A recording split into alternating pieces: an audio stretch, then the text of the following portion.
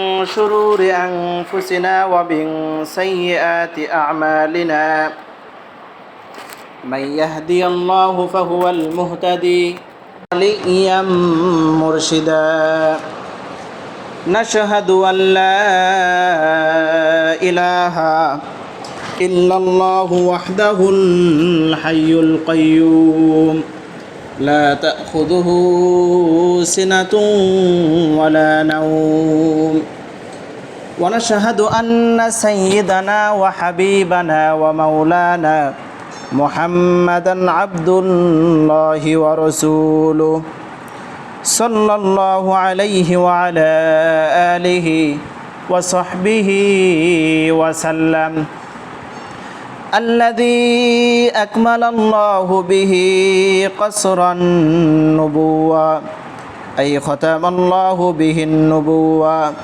وحكما لا نبي بعده وأعلن في القرآن بالبرهان أن محمدا صلى الله عليه وسلم خاتم النبيين والمرسلين وقال الله تعالى كل نفس ذائقة الموت وإنما توفى أجوركم يوم القيامة فمن زحزح عن النار وأدخل الجنة فقد فاز وما الحياة الدنيا إلا متاع الغرور صدق الله العظيم وصدق رسوله النبي الكريم ونحن على ذلك من الشاهدين والشاكرين والحمد لله رب العالمين সম্মানিত উপস্থিতি, আমরা সেই মহান মনিবের দরবারে কৃতজ্ঞতা আদায় করছি। আল্লাহ রাব্বুল আলামিন আমাদেরকে সুস্থতার নিয়ামত দান করে আল্লাহর ঘর মসজিদে আসার তৌফিক দান করেছেন। সকলেই পড়ছি আলহামদুলিল্লাহ। অগণিত অসংখ্য দরুদ ও সালাম পাঠ করছি সেই মুক্তির মহামানব সরকারে দু আলম জনাবে মুহাম্মদ রাসূলুল্লাহ, সকলেই পড়ি সাল্লাল্লাহু আলাইহি ওয়াসাল্লাম। সম্মানিত উপস্থিতি, আজকে আমি কোরআনুল কারীম থেকে 3 নম্বর সূরা আলে ইমরান 185 নম্বর আয়াত তেলাওয়াত করেছি। এই আয়াতকে সামনে রেখেই কিছু কথা তুলে ধরব ইনশাআল্লাহ। আল্লাহ রাব্বুল আলামিন বলছেন, কুল্লু নাফসিন যায়িকাতুল মাউত, প্রত্যেকটা মানুষেরই, যার প্রাণ আছে, যার নফস আছে, মৃত্যুর স্বাদ তাকে আস্বাদন করতে হবে। এবং তোমরা সবাই কিয়ামতের দিন নিজেদের পূর্ণ প্রতিদান লাভ করবে। আরও বলা হচ্ছে, একমাত্র সেই ব্যক্তি সফল হবে যে সেখানে জাহান্নামের আগুন থেকে বেঁচে জান্নাত পাবে, সেই একমাত্র সফল। এখন মৃত্যু এমন একটা জিনিস, এটাকে কেউ অস্বীকার করতে পারে না। এটা চিরবাস্তব, চোখের সামনে ঘটে যাচ্ছে। মানুষ তো দূরের কথা, অবলা জানোয়ার, জন্তু জানোয়ার, প্রাণী, পশু পাখি, তারাও জানে মৃত্যুর স্বাদ গ্রহণ করতে হবে। দেখবেন রাস্তাতে কোনো গাড়ি যাচ্ছে, কুকুর রাস্তায় শুয়ে আছে, গাড়ির হুইসেল শুনে কুকুরও উঠে দৌড় দেয়। গাড়ি যদি ওপরে উঠায় দেয়, সে মারা যাবে, সেও মৃত্যুকে ভয় পায়। মুসলমান, আস্তিক, নাস্তিক, কাফের, মুশরিক, বেঈমান, সবাই মৃত্যুকে বিশ্বাস করে। সবাই, এমন একটা চিরন্তন সত্য। একটা মজার ব্যাপার হচ্ছে, মৃত্যু থেকে বাঁচা সম্ভব না, মৃত্যুবরণ করতেই হবে। যা কিছুই করা হোক, মৃত্যু থেকে বাঁচা সম্ভব না। পক্ষান্তরে পরকালে পাপের কাজ করলে জাহান্নামে যেতে হবে, এই যে জাহান্নাম, এটাও সত্য, কিন্তু জাহান্নামের আগুন থেকে বাঁচা সম্ভব। এখানে একটা মজার বিষয়, মৃত্যু থেকে বাঁচা সম্ভব না, এরপরেও আমরা মৃত্যু থেকে বাঁচার জন্য আপ্রাণ চেষ্টা করি যাতে আমাদের মৃত্যু না হয়। বাজারের মধ্যে যদি কোনো মাস্তান এসে, ডাকাত এসে, সন্ত্রাস এসে দুইটা যদি গুলি ফুটাই মানুষ আর থাকবে? এলাকা ফাঁকা হয়ে যাবে। কারণ ওখানে গেলে মৃত্যুর ভয় আছে। তো আমরা সবাই মৃত্যু থেকে বাঁচার চিন্তা ফিকির করি, কিন্তু যেটা চিরন্তন সত্য, যেখান থেকে বাঁচা সম্ভব জাহান্নামের আগুন, এই জাহান্নামের আগুন থেকে বাঁচার জন্য আমরা ফিকির করি না। তো যাই হোক, বলছি মৃত্যুর স্বাদ সকলকেই গ্রহণ করতে হবে। একদিন মৃত্যু আমাদেরও আসবে। হাদিসের মধ্যে আছে যে তোমরা মৃত্যু আসার আগে আগেই তোমরা নিজেরাই একবার মরে যাও, অর্থাৎ মৃত্যুর পরে আমার কি হিসাব হবে, আমি কি আকাম করছি, কি কুকাম করছি, কতটুকু ভালো কাজ করেছি, এটা তো আমি নিজে জানি। নবীজি বলছেন এইটা তুমি একবার চিন্তা ফিকির করো, নিজের সাথে বুঝ পরামর্শ করো, তোমার আমলনামা ডান হাতে আসবে নাকি বাম হাতে আসবে। হাদিসের ভিতরে আছে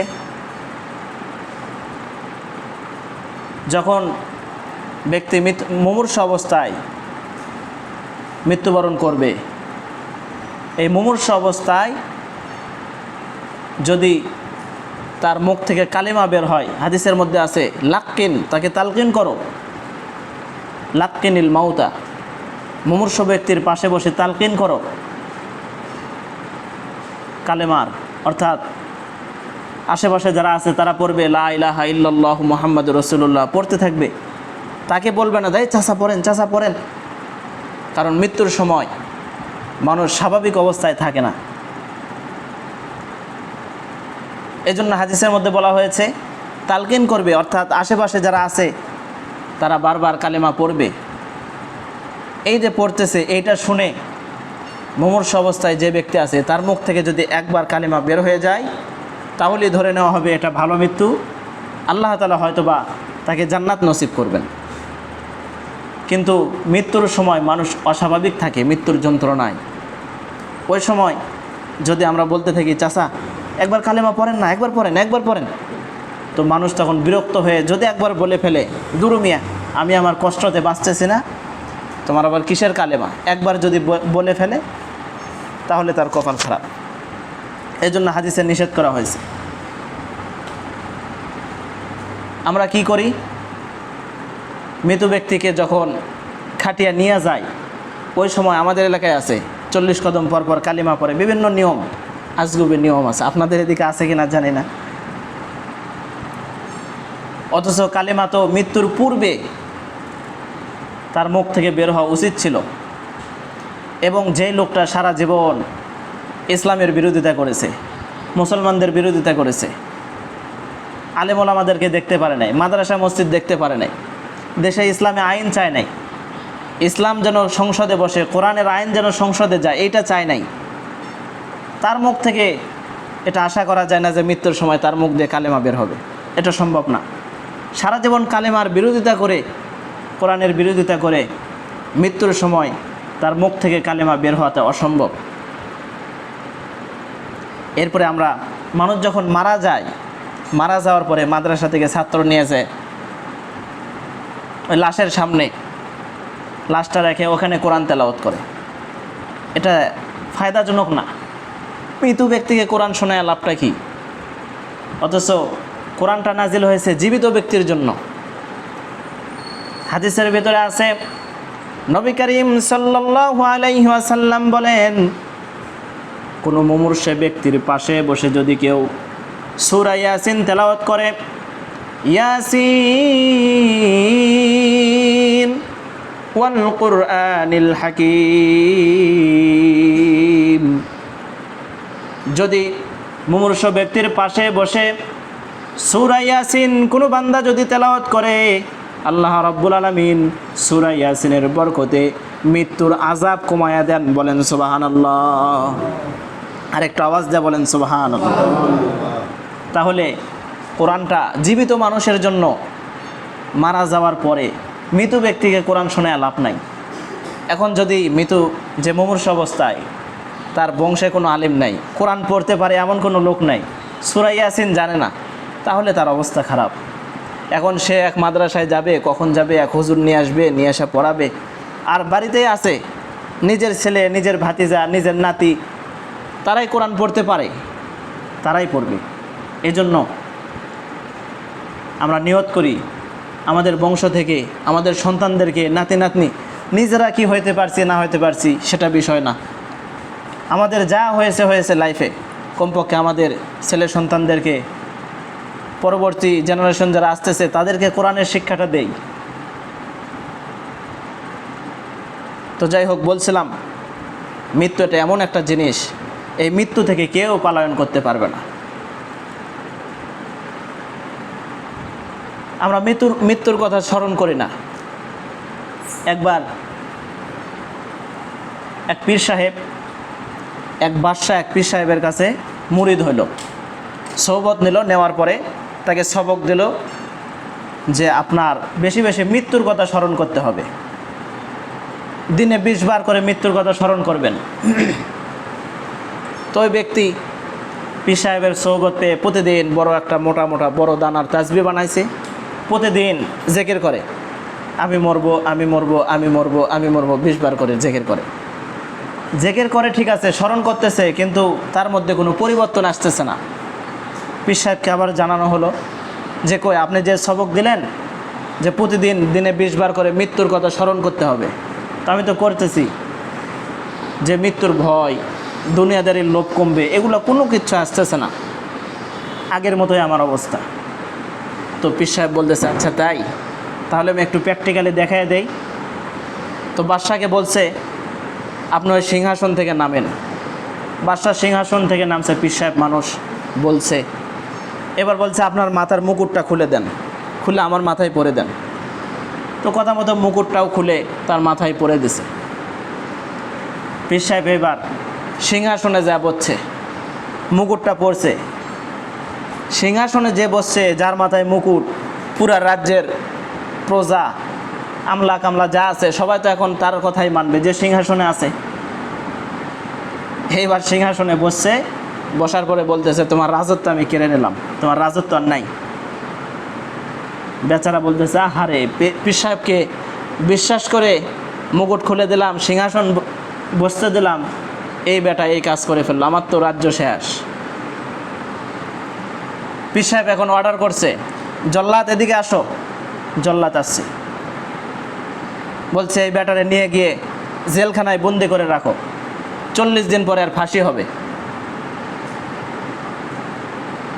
তার তো কলজার পানি শুকে গেছে, আর 40 দিন কি থেকে কি হয়ে গেল, পীর সাহেবকে বিশ্বাস করলাম আর পীর সাহেব এই কাণ্ড ঘটে দিল, আমার রাজত্ব কেড়ে নিল, 40 দিন পরে আবার আমাকে ফাঁসি দিবে, মৃত্যুদণ্ড।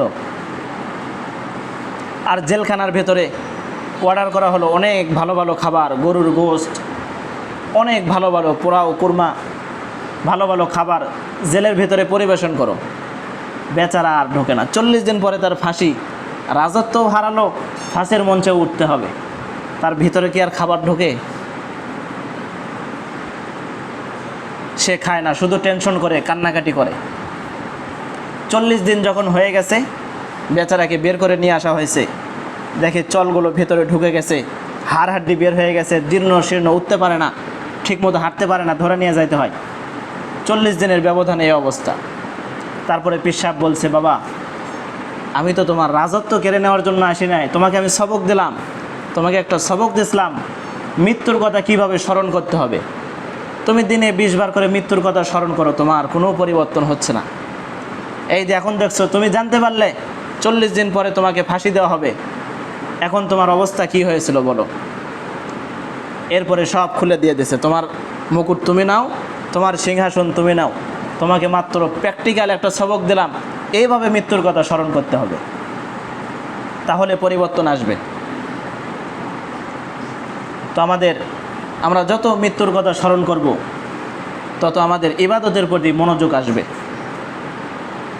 মানুষ একটা মারা গেল, কবরের কাছে গিয়েও মানুষ কোন জায়গা নিয়ে মারামারি হয়েছে, কোন জায়গা আমি পাবো, এই জায়গা দখল করব কেমনে, এগুলো গল্প করে। মানুষের কোনো পরিবর্তন হয় না। একটা মানুষকে জানাজা করা হলো, মাটি দিয়ে আসা হলো, এরপরে সব ভুলে যায়। হযরত আদম আলাইহিস সালাতু ওয়াস সালামই ভুলে গেছেন, আমরা ভুলে যাবই। হযরত আদম আলাইহিস সালাতু ওয়াস সালামকে যখন সৃষ্টি করা হলো, করার পরে আদম সন্তানদের অনেকগুলো রুহু সবগুলো একত্রিত করা হলো, একটা কনফারেন্স হলো। সেখানে আমরাও ছিলাম, সবাই ছিলাম। হযরত আদম আলাইহিস সালাতু ওয়াস সালাম তিনি দেখতেছিলেন তাকায়া তাকায়া তার সন্তানদের রূহ। হঠাৎ করে একদিকে দৃষ্টি গেল, দেখলেন অনেক সুন্দর এই রুহুটা। আল্লাহকে বললেন, আল্লাহ, এতগুলো রুহুর মধ্যে থেকে এই রুহুটা আমার কাছে অনেক ভালো লাগলো, ফুটফুটে, এটা কি? আল্লাহ বললেন, এটা তোমার সন্তান, এ নবী হবে হজরতে ইদ্রিস আলাইহিস সালাতু ওয়াস সালাম। হযরত আদম বললেন, আল্লাহ, আমার এই সন্তান হায়াত পাবে কত? বললেন, এ 60 বছর বাঁচবে। হযরত আদম বললেন, আমি কত বছর বাঁচব? আল্লাহ বললেন, তুমি 1000 বছর বাঁচবে। হযরত আদম আলাইহিস সালাতু ওয়াস সালাম বললেন, আল্লাহ, আমি তো 1000 বছর বাঁচবো, কিন্তু আমার সন্তান 60 বছর বাঁচবে, অনেক খারাপ লাগলো শুনে। আমার হায়াত থেকে 40 বছর একে দিয়ে দেন, দিয়ে 100 করে দেন। আল্লাহ বলছে, আচ্ছা ঠিক আছে, মঞ্জুর। এরপরে 960 বছর যখন হয়ে গেল, মালাকুল মাউত আসছে রূহ কবজ করার জন্য। হযরত আদম বললেন, আমার তো 1000 বছর হায়াত, তো 40 বছর আগে আসছেন কেন? বললেন, ওই যে জান্নাতের ভেতরে কথা হয়েছিল, আপনি আপনার সন্তানকে 40 বছর দিয়ে দিয়েছেন। আদম বলে, আমি মানি না। কই আমি দেই নাই, আমি মানি না, আমার আরও 40 বছর বাকি আছে, আমি এত আগে যাইতে চাই না।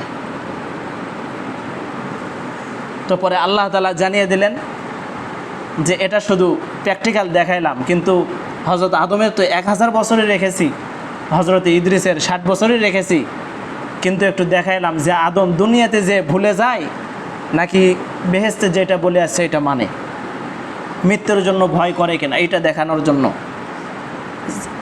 মালাকুল মাউতকে পাঠাইছে।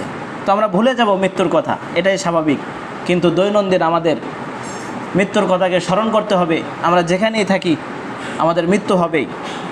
যদি আমরা সকালে একবার একটু চোখ বন্ধ করে চিন্তা করি যে আমার এত সম্পদ, এত কিছু রয়েছে, কিন্তু শেষ বিদায় তো আমার একটা কাফনের কাপড় পরেই হবে, কিচ্ছু তো নিয়ে যেতে পারবো না।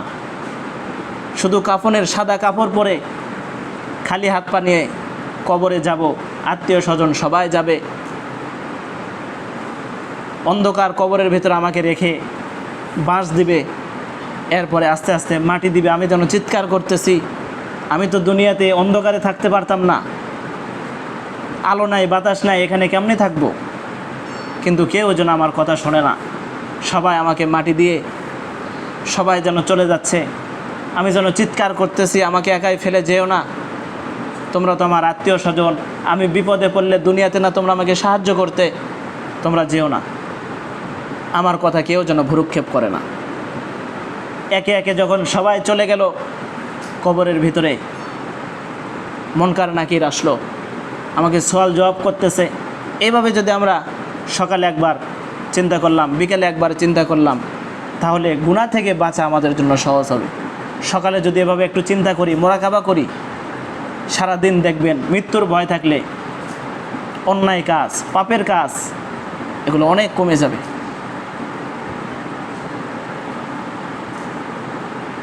এজন্য আমাদের মৃত্যুর কথা বেশি বেশি স্মরণ করতে হবে। আমরা যেখানেই থাকি মৃত্যু আমাদেরকে পাকড়াও করবেই। আল্লাহ রাব্বুল আলামিন বলছেন, আইনামা তাকুনু ইদরিকুমুল মাউত ওয়ালাউ কুনতুম ফি বুরুজিম মুশাইয়াদা। আল্লাহ রাব্বুল আলামিন বলেন, বান্দারে, তোমরা যেখানে অবস্থান করো না কেন, লোহার শৃঙ্খলের ভিতরেও যদি আবদ্ধ হয়ে থাকো, কাচের ঘরের ভেতরেও যদি আবদ্ধ হয়ে থাকো, সেখানেও মালাকুল মউত পৌঁছে যাবে। হযরতে সুলাইমান আলাইহিস সালাতু ওয়াস সালাম একবার তিনি বক্তৃতা দিচ্ছিলেন, ভাষণ দিচ্ছিলেন তার উজিরদেরকে নিয়ে। হঠাৎ করে দেখেন মালাকুল মউত চোখগুলো লাল করে সামনে দাঁড়িয়ে আছে, হাতের একবার খাতার দিকে তাকায়, একবার তার এক উজিরের দিকে তাকায়। হযরতে সুলাইমান আশ্চর্য হয়ে গেলেন, বললেন, এ মালাকুল মাউত, কি হয়েছে তোমার? তোমার চোখগুলো এমন কেন? আর তুমি আমার উজিরের দিকে বারবার কেন তাকাচ্ছ? মালাকুল মাউত বলল, সুলাইমান নবী, একটা বিষয় আমি অঙ্ক মিলাইতে পারতেছি না। আপনার এই উজির মারা যাবে হিন্দুস্থানে অমুক দ্বীপে, কিন্তু বেচারা এখনও বসে আছে এখানে, তার তো সময় বেশি বাকি নাই, কিন্তু সেই জায়গায় যাবে কি করে? একটু পরে উজির হজরতে সুলাইমানকে বললেন, রে সুলাইমান নবী, আমাকে আর এখানে ভালো লাগতেছে না, আমাকে একটা মেঘ দেন। হজরত সুলাইমানের আবার বাতাস তার আয়ত্তে ছিল, মেঘমালা তার কথা শুনতো, জিনেরা তার কথা শুনতো। হজরত সুলাইমানকে বললেন, আমাকে হিন্দুস্তানে পাঠিয়ে দেন। হজরত সুলাইমান মেঘকে, বাতাসকে হুকুম করলেন, এ বাতাস, আমার এই উজিরকে হিন্দুস্তানে নিয়ে যাও। হজরত সুলাইমান তো বুঝতে পারছেন অঙ্ক এবার মিলে গেছে। আজরাইল যে আসছে, মালাকুল মাউত আসছে, এখন এই বেচারা যাবে কিভাবে? আর ভিতরে ছটপট উঠে গেছে। এরপরে হজরত সুলাইমান আলাইহিস সালাতু ওয়াস সালাম ওই উজিরকে বাতাসের মাধ্যমে হিন্দুস্তানের এক দ্বীপে পাঠিয়ে দিলেন, ভারতবর্ষের এক দ্বীপে পাঠিয়ে দিলেন। আজরাইল আগে চলে আসছে। আজরাইল বলতেছে, আমি ওগুলো বুঝি না, আমার সময় অমুক জায়গায় লেখা আছে, অমুক ব্যক্তিকে সে কিভাবে আসবে না আসবে সেটা আমার জানার বিষয় নয়, আমি আগে গিয়ে বসে থাকি। মালাকুল মউত চলে গেছে। দেখেন সময় মতো ওই উজির ওখানে উপস্থিত হয়ে গেছে। তো মৃত্যু যেই জায়গায় লিখিত আছে সেই জায়গায়ই হবে। দেখেন না, অনেক সময় বাংলাদেশের মানুষ বিদেশে গিয়ে মারা যায়, তার মৃত্যু এখানে আছে। অনেকে রাস্তায় মারা যাচ্ছে, অসুখ হয়েছে, হাসপাতালে নিয়ে যাচ্ছে গাড়িতে করে, রাস্তায় মারা গেছে। এই অসুখ, বিদেশ যাওয়া, এই সেই অমুক তমুক, এগুলো ওসিলা মাত্র, কিন্তু আমার মৃত্যু যেখানে আছে সেই জায়গায় হবে। তো আল্লাহ রাব্বুল আলামিন আমাদের সকলকে যেন ভালো মৃত্যু, শহীদি মৃত্যু যেন দান করেন। এবং যেটা বললাম, মৃত্যুর সময় ভালো মৃত্যুর লক্ষণ হচ্ছে মৃত্যুর সময় কালেমা নসিব হওয়া। আর যারা সারা জীবন ইসলামের বিরোধিতা করে আসছে তাদের মুখে কালেমা নসিব হবে না। এবং আরও ভালো মৃত্যুর লক্ষণ হচ্ছে মৃত ব্যক্তির কপাল, এই কপাল এদিক দিয়ে ঘাম বের হওয়া, এটাও ভালো মৃত্যুর লক্ষণ, হাদিসের মধ্যে আছে। মৃত্যুর সময় মুখ দিয়ে কালেমা বের হওয়ার একটা আমল আছে, মেসওয়াক। মেসওয়াকের প্রায় ৭০টা উপকারিতা আছে। হাদিসের মধ্যে আছে, আসওয়াকু মিথরাতুন লিল ফামি ওয়া মারজাতুন লিরাব্বি, যে বেশি বেশি মেসওয়াক করে তার মুখ পরিষ্কার হয়, এটা একটা উপকারিতা। আরেকটা উপকারিতা হচ্ছে সে আল্লাহর নৈকট্যপ্রাপ্ত বান্দা হয়, বলেন সুবহানাল্লাহ। আরেকটা ফায়দা, বড় ফায়দা, বেশি বেশি যে মেসওয়াক করে মৃত্যুর সময় অটোমেটিকলি তার মুখ দিয়ে কালেমা বের হয়ে যায়, বলেন সুবহানাল্লাহ। তো আল্লাহ রাব্বুল আলামিন আমাদের সকলকে আমাদের নসিবে যেন ভালো মৃত্যু দান করেন। ইবাদত করতে করতে যেন আল্লাহ তাআলা আমাদের দুনিয়া থেকে যাওয়ার তৌফিক দান করেন। আমরা সকলেই পড়ি আল্লাহুম্মা আমিন।